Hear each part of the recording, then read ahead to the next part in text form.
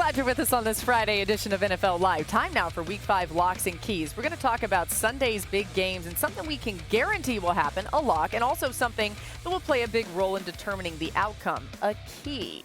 All right, so let's talk about Cowboys-Steelers. We told you this a little while ago, but the Cowboys are listing defensive end Micah Parsons as out for Sunday night's game in Pittsburgh. That's pretty big, something to keep an eye on. RC, what do you believe is a lock for this game? That Arthur Smith gonna run that thing. And listen, Arthur Smith is gonna walk into the stadium calling runs, and he's probably gonna walk out calling the exact same runs. This is an opportunity. Listen to me. You listen to Mina and Dan talk about the Pittsburgh Steelers run game probably being just a block away or right there with it. After watching what happened with the Baltimore Ravens, I believe that Justin Fields would be involved in the run game, Najee Davenport, and also Cordero Patterson. Arthur Smith understands the way that they can be physical up front, and this is sort of an opportunity for this run game to start to feel itself. Mina, what about the key for this game?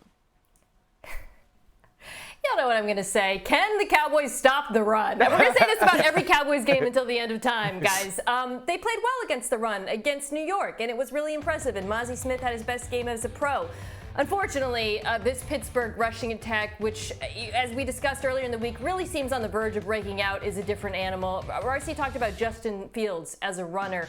What he showed last week, particularly with those draws, the decisiveness and physicality with which he gets north-south, that is an enormous problem for this Cowboys linebacker group. I don't think, frankly, there's anyone there who can stop him. So until proven otherwise, the Pittsburgh Steelers are absolutely going to run the ball on them, and it's going to be incumbent upon Mike Zimmer's defense to figure out a way to replicate what they did last week. All right, you see our game picks there. I'm the only one taking the Cowboys, and I don't even know why I'm doing it, except for the fact that I just think the Cowboys might win this. There we go. You guys can thank me later. Let's continue on with Locks and Keys. Yeah, exactly. Come on. I don't know. We'll see. Next up, the Cardinals. They head to San Francisco. The 49ers dealing with some injuries as Fred Warner and George Kittle each missed multiple practices this week. That's, of course, in addition to Christian McCaffrey's lingering Achilles injury. Arizona got some good news this week when tight end Trey McBride returned to practice yesterday after missing last week's loss to the Commanders with a concussion. Dan, we start with you. What's the lock in this game? That both Marvin Harrison Jr. and Juwan Jennings will both score in this game. Whether it's a broken play or in structure play for Arizona and Marvin Harrison, to throw down in the red zone between him and Kyler last week, absolutely spectacular. And we've seen some of those broken plays, something that they've connected on. But in the red zone is where it stands out. And then Jennings, with some of the injuries for San Francisco, has absolutely emerged. He was kind of like their third or fourth receiver, blocking guy. He's now become the pass-catching threat for their offense in many ways with some of the missing pieces. I think they both score this weekend. All right, RC, what's the key to Cardinals 49ers? You have to speed Brock Purdy up. When you look at the way Brock Purdy is operating at the pocket and the way that he holds on to the football to let things clear out, to let things become more open, give guys like Juwan Jennings and George Kittle's opportunities to continue to work, you have to get the football out of his hands. He's so patient, so composed within the pocket, and they're providing time for him. He's also creating time to throw the football. So if you're the Arizona Cardinals, how do we speed up Brock Purdy's operation enough where we could sort of force him into some mistakes? Because Jaden Daniels last week absolutely ate this team up. Yep. Yeah, well, apparently I think they are going to be able to speed up Brock Purdy, and that's why I'm picking the Cardinals. You guys are all on the 49ers. 2 for 2, Team A! 2 for 2, That's a great pick. Dan, you're not going to be clapping later. We'll see. All right, let's go to Browns Commanders. Jaden Daniels led the Commanders to 3 straight wins heading into a home game against the 1-3 Browns on Sunday, and Daniels leads the league in completion percentage at 82.1%, which is the highest percentage over any 4-game span in NFL history. My goodness. He'll face Myles Garrett, who has 4 sacks in 4 games this season. Mina, what's your lock for this game?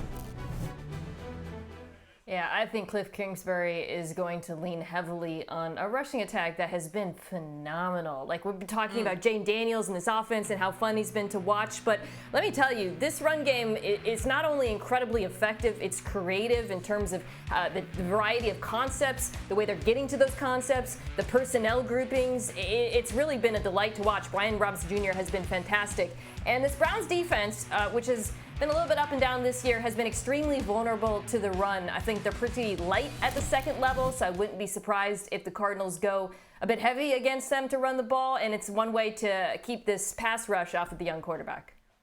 Dan, what's the key to this game?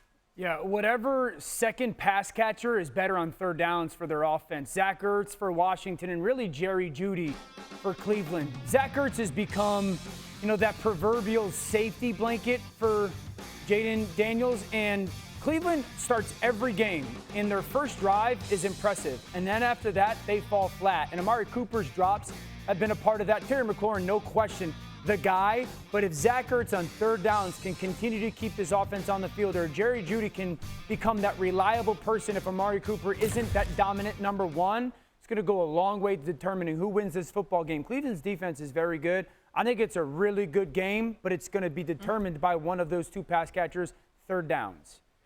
All right, so you think it's a close game, but still, like everyone here, Dan, the gong has sounded because we all picked the Commanders. That means the curse is in. Whose idea was the gong? We cannot change. Whose idea was the gong, Ruddy? It wasn't mine, but I actually like it. Like, I wanted it to be my idea now, because honestly, I'm guilty of this. Every time we do this, I just change my pick or somebody changes. No, I'm holding our feet to the fire. We have to stay accountable here on NFL Live. Yes. All right, we all pick the Commanders. We got to be